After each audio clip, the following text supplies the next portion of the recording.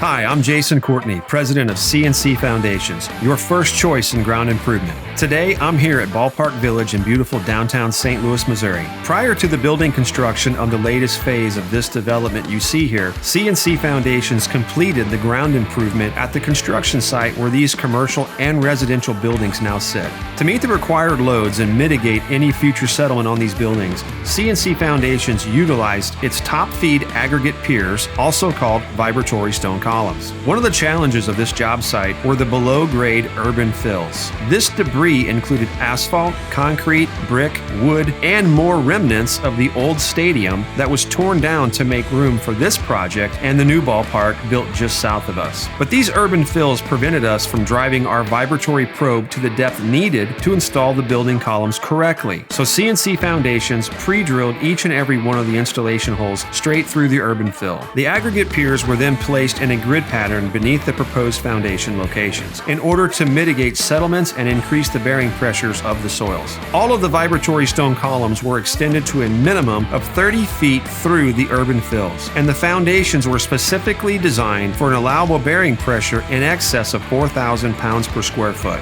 Furthermore, the largest foundations had a total column load in excess of 700 kips. Whether your job site has peats, organics, soft soils, or even urban fill like this project, CNC's vast geotechnical experience will provide you with a cost-effective ground improvement solution to keep your project moving forward. Visit cncfoundations.com to see how we're building America one stone column at a time.